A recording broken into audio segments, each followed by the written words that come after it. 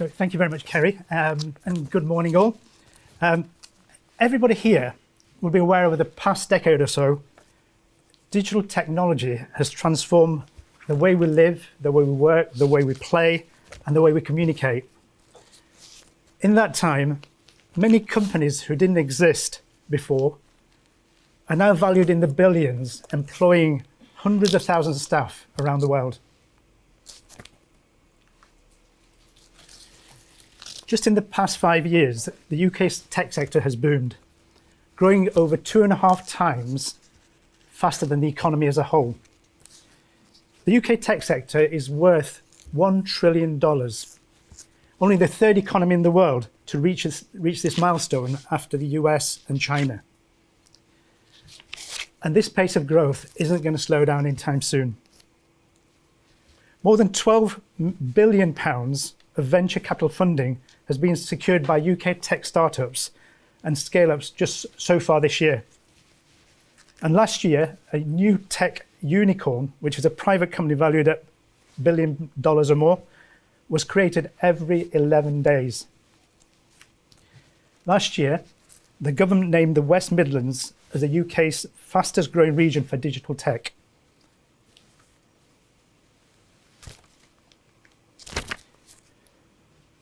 As soon as I lean on this, it's changing. Yeah. Very sensitive. Okay, yeah, sorry. So I was saying that West Midlands was named as the UK's fastest growing region for digital tech. And they're on track to create an additional 52,000 tech roles and add £2.7 billion to their economy by 2025. So remember that number, 52,000 tech roles from last year to 2025. That's in 4 years, 52,000 new jobs. Now, closer to home, Manchester was identified as UK's top digital tech city. They've now got over 19,000 tech businesses, including 5 homegrown unicorns, and the sector contributes £5 billion GVA to their economy, and the sector employs 15% of Manchester's working population. Ladies and gentlemen, the point here is that the opportunities are there for the taking. And whilst Lancashire has a sizable tech sector, it really needs a new strategy to release the latent potential that we know exists and take Lancashire from the fringes to the heart of the UK's tech ecosystem. So over the past several months, the LET, together with a wide range of stakeholders, including Kerry and Dan at the back, have been developing just that. And over the next few minutes, I'm going to share with you some highlights of a bold and ambitious new strategy, which is going to go to the Tech Board for approval in a couple of weeks' time. So these are just some highlights I'm going to share with you in advance.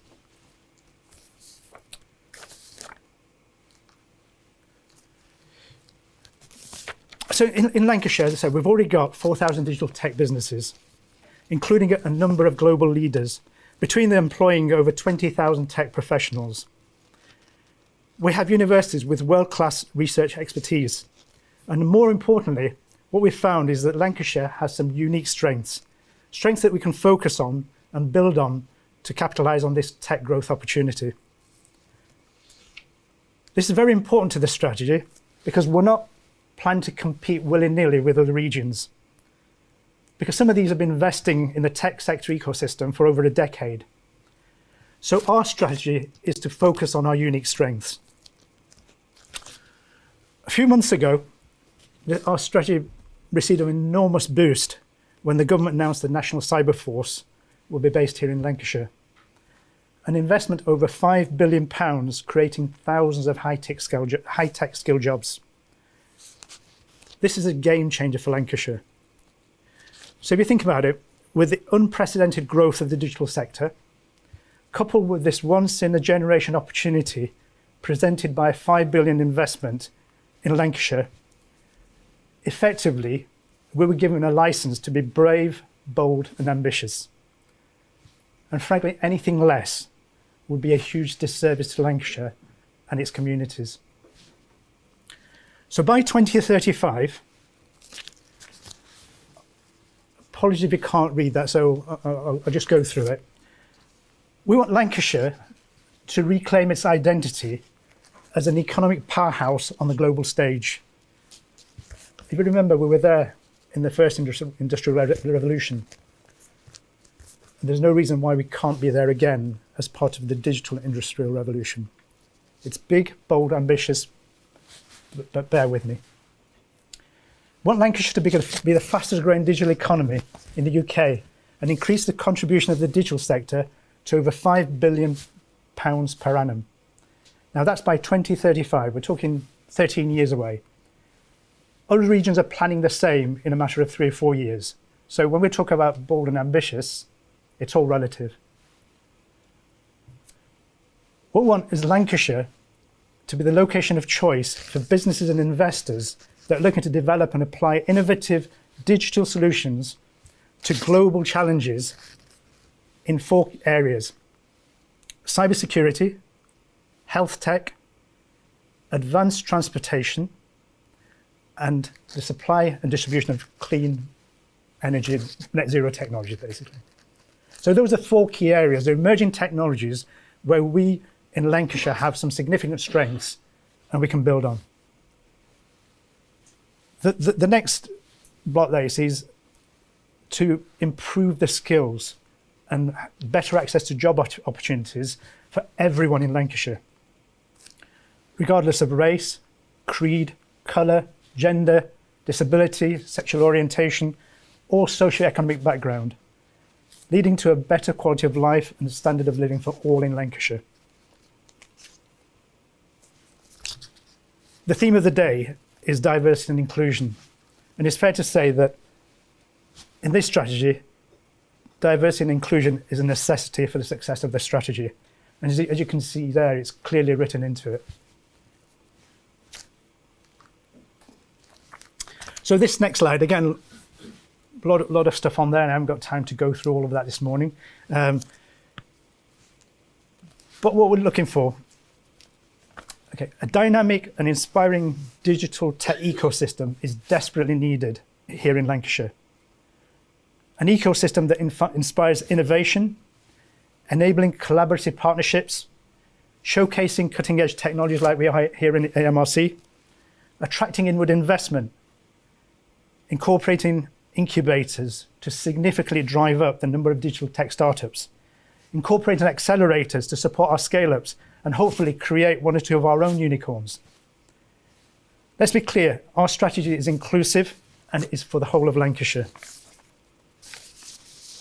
Our aim is to build on the fantastic work that's already taking place in our districts, linking up the network of innovation hubs around the county, and even build a new flagship innovation hub here in Samlesbury, here in the heart of the action. We want to tap into the R&D capabilities of our universities, working with our schools and colleges to develop the talent pipeline and encouraging the investor community to put the Lancashire digital sector on their radar, ultimately to make Lancashire a vital part of the UK and global digital supply chains. Also, we need to blow our own trumpet and do it loud, nationally and internationally, promoting our unique strengths, and this will attract talent and attract valuable inward investment.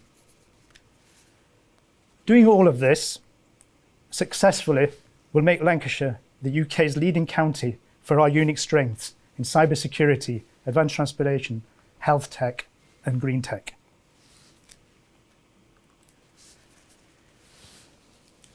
This next slide is an indicator of the scale of the opportunity and the corresponding skills and talent challenges.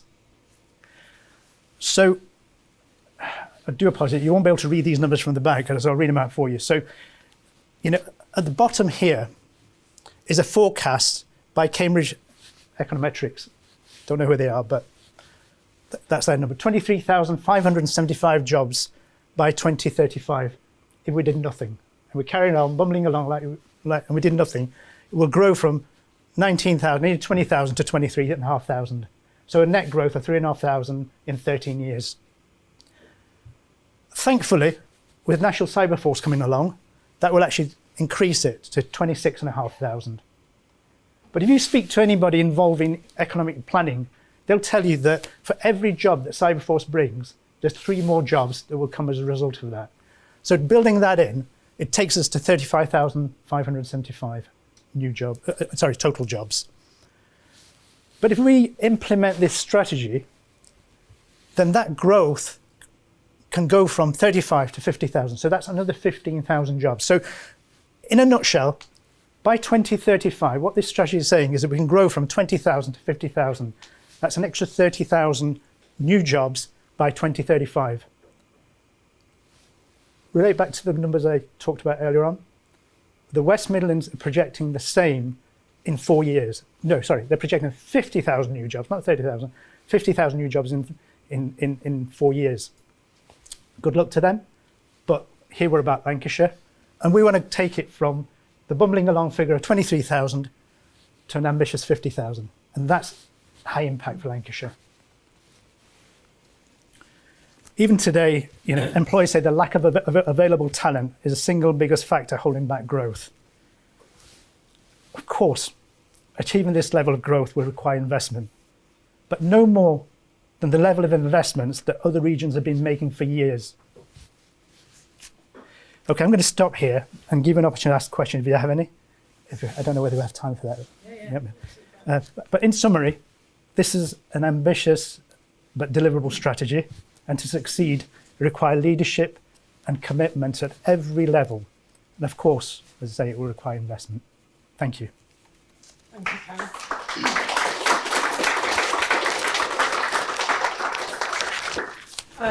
It's really, for me, heartening and wondering, really heartening for me to see that, one, skills and diversity are both really heavy in this. And if we are going to get to 50,000 people or new jobs, then that's a real focus for me in terms of, obviously, what I do. I'm a bit biased on that, but in terms of the digital skills partnership. So it's a fabulous, really ambitious for Lancashire plan. Has anybody got any questions for Cam after telling us some quite interesting stats there, or has he blown everybody's minds with graphs and statistics? Brill, I'm just going to bring you the microphone. It's mainly for the online audience. Hi, my name's... Can you hear me? Yeah. My name's Lynn Gillen. I'm from Department for International Trade, and I've worked on an internationalisation strategy similar to what you're working on. And I found one of the main things that's a difficulty is mapping the capabilities that we've got in the region. So have you done that as part of this strategy? Okay. Very good question. So the next stage for this, once we get approval for this strategy, is to develop an implementation plan. And that's when we have to probably have a task and finish group that will reach out to all the stakeholders in Lancashire and identify all of the, as we were discussing earlier, there is already lots of great stuff happening, but they're in pockets, and nobody, there is no pulling together of minds and effort. So the next stage is very much that. So once this is approved, we'll go out and create these groups and develop a realistic but implementable plan. Brill, anybody else? Let me just check the online team. Nope, we're good on there. I was hoping for at least one difficult question. Person in the back. I'm not sure if I can make it. Go on, say it and I'll repeat it out in a second. So on those graphs, there was a lot of talk about indirect job creation related to this money that's sort of coming into the area. Obviously, cybersecurity stuff isn't like manufacturing where you have like lots of small companies making specific parts. So, it's a skill-based job. But how do you see the indirect jobs being created through the investment the government are bringing in? Okay, so if you think of the landing of something like National Cyber Force into Lancashire, that will attract in itself, it's like a magnet, and it will attract a lot of other primes into the same area who want people, organisations who want to work with them. They will have their supply chains who will then, migrate here as well. So I see Samlesbury as a magnet right now, and you'll see it in 10 years' time, where this area will be flourishing with lots of tech businesses, and that's what the £5 billion investment brings. you're right. I mean, you mentioned cybersecurity. In a way, it's, cybersecurity in itself is very much like digital. It proliferates everything that we do, whether it's your phone or whether it's your Instagram messages or whatever, or whether it's a place like this where a lot of data-driven manufacturing takes place.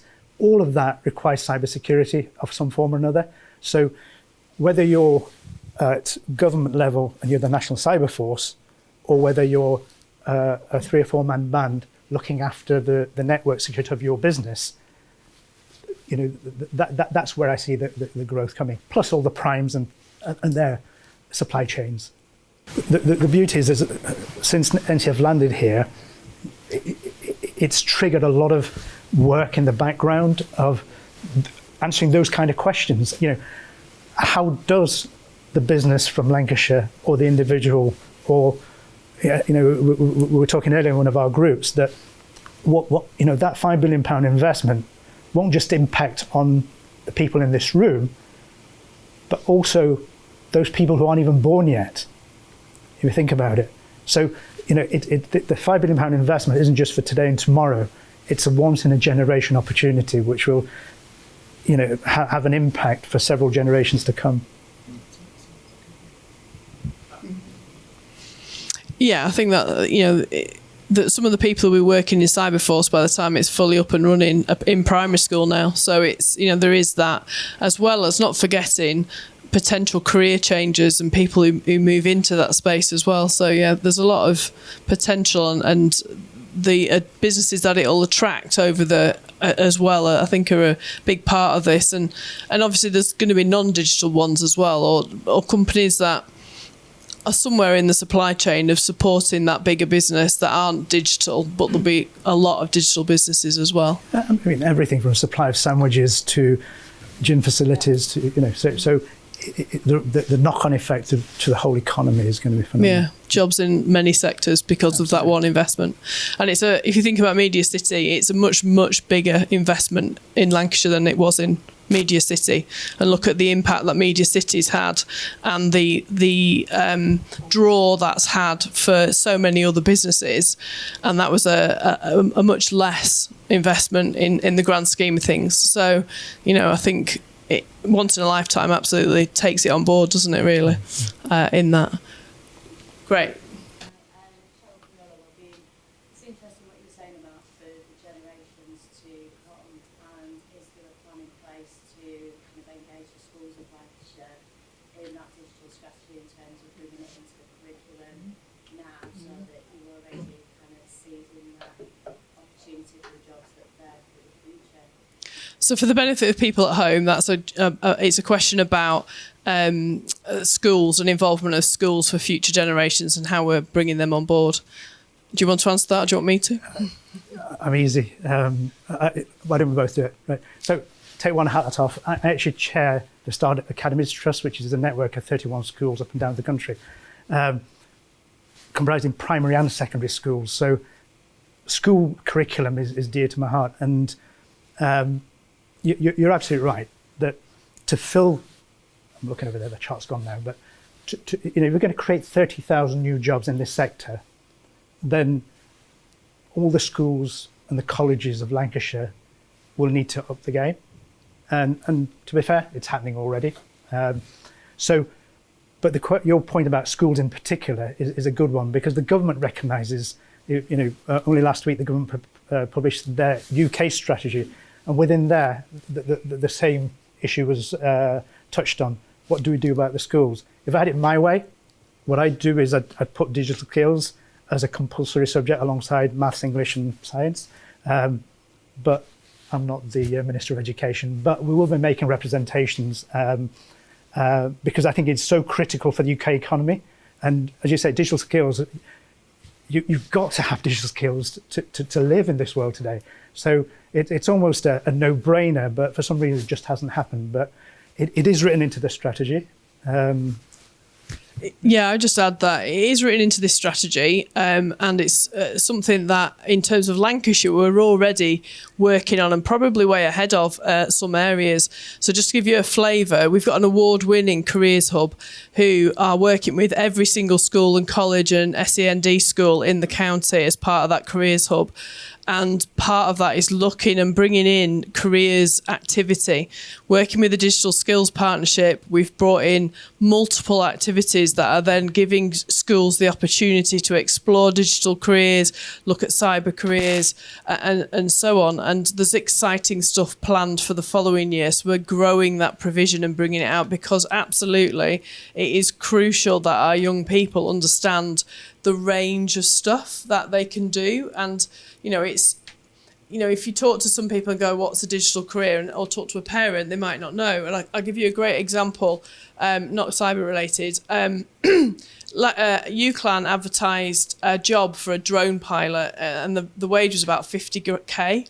And, I was telling that to people at barbecues during this last summer whilst I was going around going, did you know? Because all my nieces and nephews and relatives and friends and family and all that kind of stuff. And the look on their face when they go, what? £50,000 a year for a drone pilot? And it's like, yeah, because that's a real job. And I have this whole category of it's not a real job. And lots of digital stuff. No, it is. It's the thing that, it's the thing to do, whether you're surveying buildings with those drones, whether you're doing other stuff. My husband works at the brewery not so far away. They're talking about putting drones inside their massive vessels to check, when the beer's not there, to actually check the inside and the integrity of the vessels, because actually to scaffold that and to send someone in or around is it has a danger to it, whereas you can shove a drone in and look at it with a camera. Brilliant. It's just, that whole thing we need to help schools with, and to increase the skills as people come through it. And, part of the strategy involves lobbying the government as well to look at changes to the curriculum.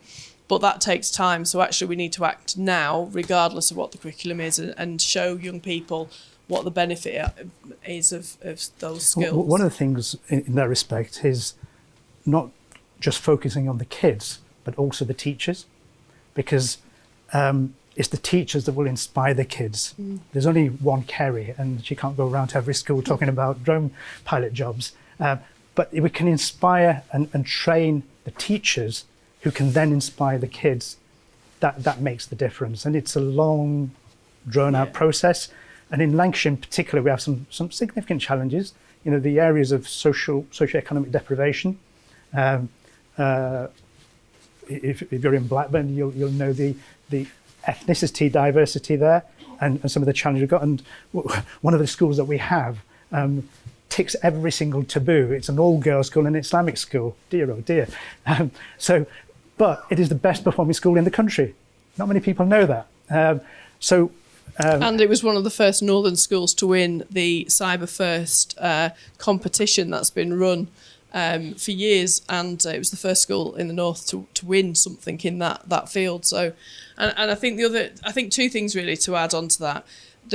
There's lots of preparation for NCF coming, and one of those is a people and skills group, and in that people and skills group, looking at the schools is really important, and that representation and planning for that is really important, as well as planning for adults and being able to change. But and the second one is just to say there's Cyber First is something I've mentioned, part of NCSC. It's their education programme, and they've just announced that they are going to be doing a special project in Lancashire, and they're going to be looking at accreditation for schools to be a cyber school, and they can get bronze, silver or gold accreditation, and with that brings a whole range of opportunities if the schools step forward.